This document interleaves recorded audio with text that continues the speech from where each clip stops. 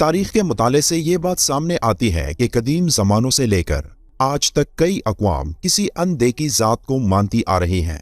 इसी यकीन और ईमान की वजह से मगरिबी साइंसदान इस बात को मानने पर मजबूर है कि एक खुदा पर यकीन एक इंसान की पैदाइश के साथ ही एक इंसान के दिमाग में मौजूद होता है, जो वाहिद चीज़ है जिसके बारे में एक इंसान को सीखना नहीं पड़ता। इस बात का इकरार सूरह अल-आराफ की आयत नंबर 172 में इस तरह मौजूद है, और जब तुम्हारे परवरदिगार ने बनी आदम से यानी उनकी पीठों से उनकी औलाद निकाली तो उनसे खुद उनके मुकाबले में इकरार करा लिया, यानी उनसे पूछा कि क्या तुम्हारा परवरदिगार नहीं हूं? तो वो कहने लगे, क्यों नहीं, हम गवाह है कि तू हमारा परवरदिगार है। ये आयत इस बात की गवाही देता है कि हर इंसान पैदाइशी तौर पर अल्लाह की ज़ात से मुतारिफ होता है। 1997 में यूनिवर्सिटी ऑफ कैलिफोर्निया के न्यूरोलॉजिस्ट डॉक्टर्स की एक टीम ने चंद मरीजों पर कुछ तजुर्बात किए।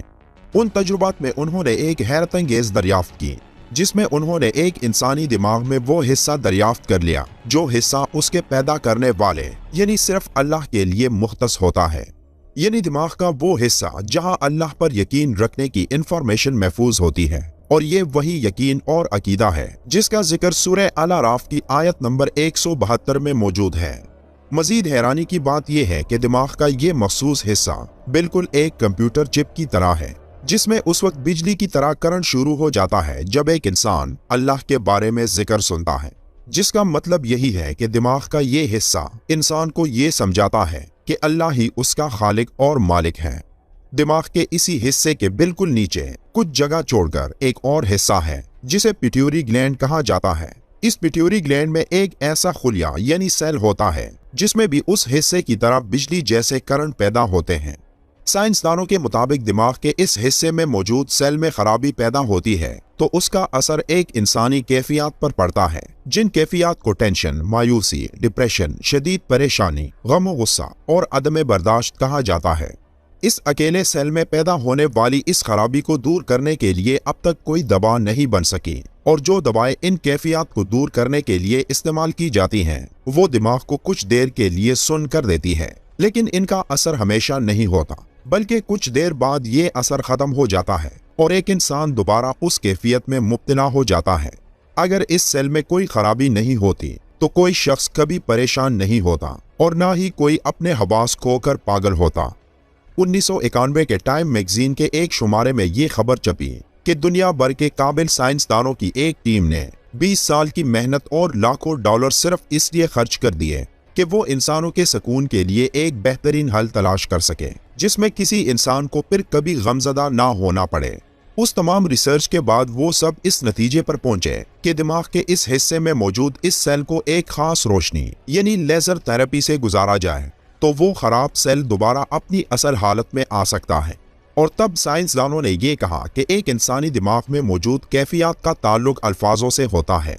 अगर कोई इंसान नफरत अंगेज अल्फाज सुनता है तो उसका पूरा वजूद बेचैन हो जाता है, लेकिन इसके बरक्स अगर कोई इंसान नरम और शाइस्ता अल्फाजों को सुनता है तो उन अल्फाजों से उसका दिल मुतमईन रहता है। और ये इसलिए क्योंकि दुनिया में मौजूद तमाम अल्फाजों के हर हर्फ में एनर्जी का एक मखसूस पैटर्न है।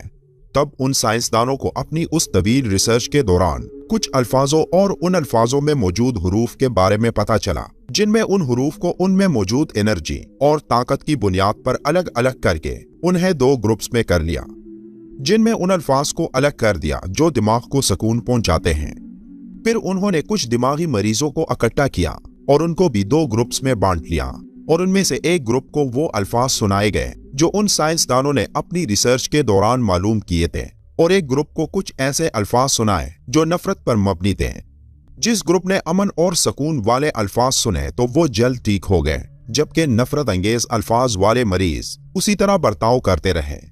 पैरासाइकोलॉजी के एक मुसलमान डॉक्टर ने जब उन अल्फाजों को सुना तो वो हैरान रह गया और उन साइंसदानों से सवाल किया कि इन अल्फाज का आपको कैसे इल्म हुआ।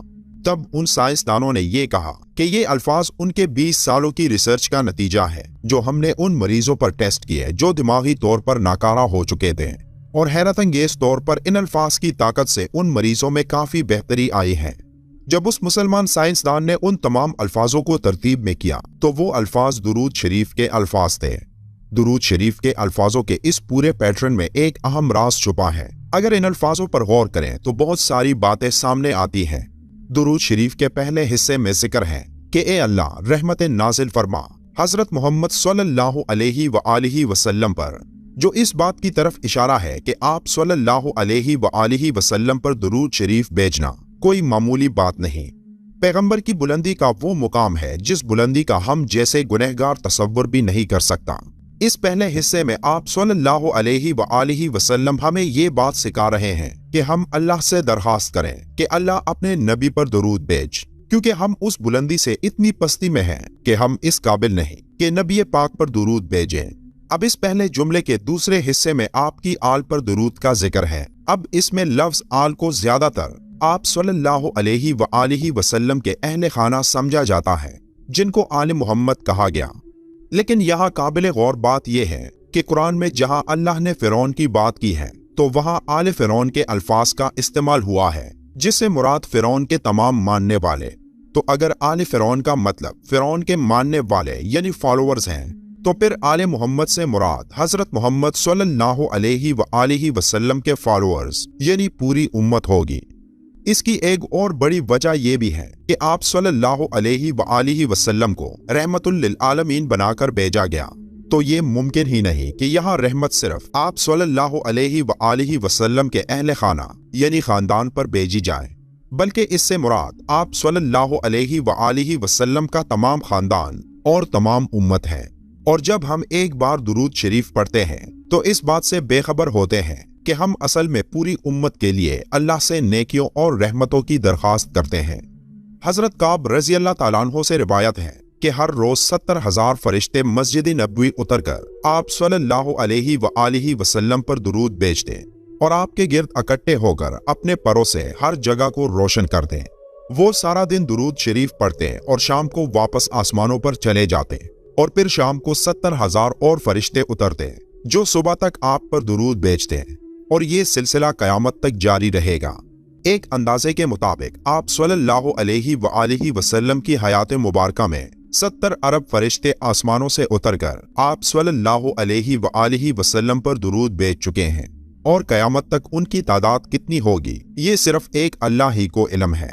ये इस बात की कुली दलील है कि अल्लाह अपने आखिरी पैगंबर हजरत मोहम्मद सल्लल्लाहु अलैहि व आलिहि वसल्लम से कितनी मोहब्बत करते थे। इसलिए हमें भी ये चाहिए कि आप सल्लल्लाहु अलैहि व आलिहि वसल्लम पर हर रोज कम से कम 100 बार दुरूद शरीफ भेजें, जिनके दुनिया में भी और आखिरत में भी बेशुमार फायदे हैं। जो शख्स पूरी जिंदगी में कसरत से आप सल्लल्लाहु अलैहि व आलिहि वसल्लम पर दुरूद भेजता है, तो वो कयामत के दिन आप सल्लल्लाहु अलैहि व आलिहि वसल्लम के सबसे नजदीक होगा। एक दफा दुरूद भेजने पर अल्लाह उस शख्स पर 10 मरतबा रहमत नाजिल करता है। दुरूद शरीफ गुनाहों की मुआफी का जरिया है। दुरूद शरीफ कसरत से पढ़ने वाला गुर्बत और भूखो अफलास से दूर होगा। दुरूद शरीफ पढ़ने से दिल साफ हो जाता है, सोच साफ हो जाती है, और एक इंसान सुकून और अमन के साथ जिंदगी गुजारता है। जो शख्स दुरूद शरीफ पढ़ता है तो अल्लाह दुनिया जहां के गम उससे दूर फरमा देता है। अगर हम चाहते हैं कि इस पूरी उम्मत से ये तमाम गम और मुसीबतें खत्म हो, तो इसका एक ही हल है, और वो है आप सल्लल्लाहु अलैहि व आलिहि वसल्लम से मोहब्बत।